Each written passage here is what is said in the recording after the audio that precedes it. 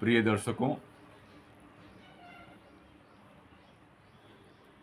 पहले मैं ये सोचता था, आज से 2-4-6 महीने 1 साल पहले, कि आखिर इस देश का क्या होगा, भारतीय संविधान का क्या होगा, और जिस तरीके से आम जनता की मुसीबतें बढ़ रही है, तो इस जनता का क्या होगा, इस लोकतंत्र का क्या होगा। लेकिन मुझे बार बार सनातन या कृष्ण की गीता की वह बात याद आती है कि जब जब, वो तो धर्म के बहाने कहे हैं, और धर्म वही है जो मानवता के हित में, जब वो अमानवता की तरफ जाता है तो वही अधर्म हो जाता है। उसको भले ही वो उसको धर्म मानता है। और स्वाभाविक है कि जिस देश में, जिस मुल्क में राष्ट्रवाद की हवा चरम पर पहुंचती है, तो वह राष्ट्रवाद मानवता को लील जाता है। लेकिन तब तक कुछ होता है, और भारत में तो होता ही रहा। इतिहास है भारत का। लेकिन ये शक्तियां कभी कमजोर हुई हैं तो अधर्म के लोग आगे भी बढ़े हैं। लेकिन फिर धीरे धीरे जैसे दूब को छील दिया जाता है और फिर उसमें से आंखें निकलते हैं और फिर वो धरती पे छाते हैं। हमारे यहां भी कुछ ऐसा ही है। लेकिन कल से, यानी 11 तारीख को, 11 मार्च को, जिस तरह का परिणाम सामने आया न्यायालय से, उससे ये जरूर लगा और यह सोचने को हम मजबूर हुए कि अहम ब्रह्मास्मि का क्या होगा।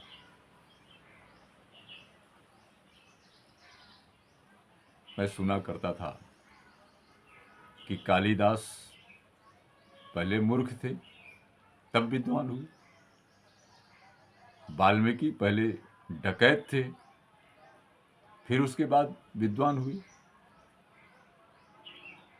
और मुझे ये नहीं लगता कि ये परिस्थितियां बदल करके, कि जो पहले विद्वान हो, जो पहले जो भी कुछ हो, तेज तर्रार हो, और बाद में वो मूर्ख और डकैत बन जाए, तो क्या हो यही रहा है। सामने परिस्थितियां यही गुजर रही। जब राम, कृष्ण या अन्य लोग इस धरती पर आकर के जो अपने को साक्षात ईश्वर मानते थे, या वो लोग अपने आप में न माने हों, हमने उसको मान लिया, उसको मना दिया गया। हजारों साल बाद वो भी दंड के भागी रहे, दंड उनको मिला। कोई सरजू में डूबकर, कोई हिमालय में गलकर, कोई अपने ही से, अपने लोगों से ही पाड़ के वेद से। तो बचा तो कोई नहीं है। स्वाभाविक है, नहीं बचना है। अहम ब्रह्मास्मि कहने वाला एक और भी व्यक्ति हुआ, जिसको हम हिटलर के नाम से जानते हैं। उसे स्वयं आत्महत्या करनी पड़ी। तो ये जो स्थिति है, वो कहां पटकेगी। ये स्थितियां बड़ी विचित्र है। अभी इस पर कुछ भी कह पाना मुश्किल है। और जिस पर सुप्रीम कोर्ट ने एक्शन लिया है, वह साबुत सामने आ भी सकती है, या न आने पर उससे संबंधित लोगों को दंड भी मिल सकता है। और दंड मिलने के साथ साथ दूसरी प्रक्रिया है कि उन सबूतों को मिटाने की पूरी कोशिश हो सकती है। चुनाव सामने है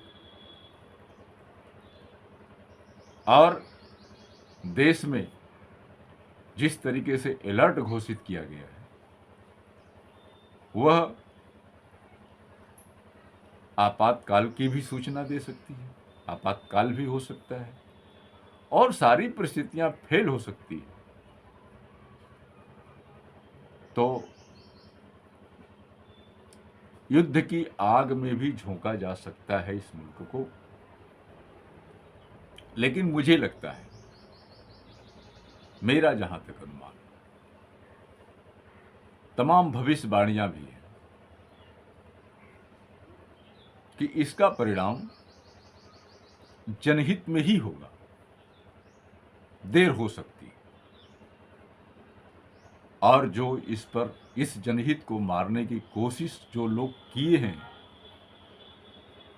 उसको उन्हें दंड भी मिल सकता है। देश जिस तरीके से खोखला हुआ है और इस परिस्थिति को लोग जो महसूस कर रहे हैं, सभी के लगभग इस देश के 70% लोगों को, अंधभक्तों की बात मैं नहीं कर रहा, अंधभक्त तो अंधभक्त ही होते हैं, उनका विवेक पूरी तरीके से मर गया होता है।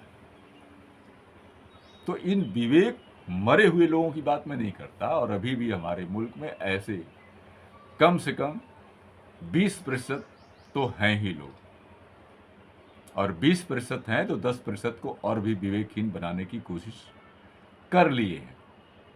और ये 30% मिल करके जब माहौल अनुकूल अगर रहता है तो ये अपने को 50% तक पहुंचा देते हैं, इससे ज़्यादा नहीं आगे बढ़ते। क्योंकि झूठ का पिटारा कितना दिन चलेगा? कागज की हाथी से आप कितना दिन तक दे पाएंगे? ऐसा नहीं है, सब कुछ खुला है और सामने इसका परिणाम भी आपको देखने को मिल सकता है। हमें इन सारी चीज़ों का इंतजार करना चाहिए कि आने वाले समय में क्या हो सकता है। लोकतंत्र जीतेगा, भारतीय संविधान जीतेगा, न्याय व्यवस्था जीतेगी, या यह जो फासिस्टवादी रवैया है उसके लोग जो हैं वो जीतेंगे। मरता क्या न करता, बहुत कुछ हो सकता है। इसमें परिस्थितियां विशेष भी पैदा हो सकती हैं जो आम हित में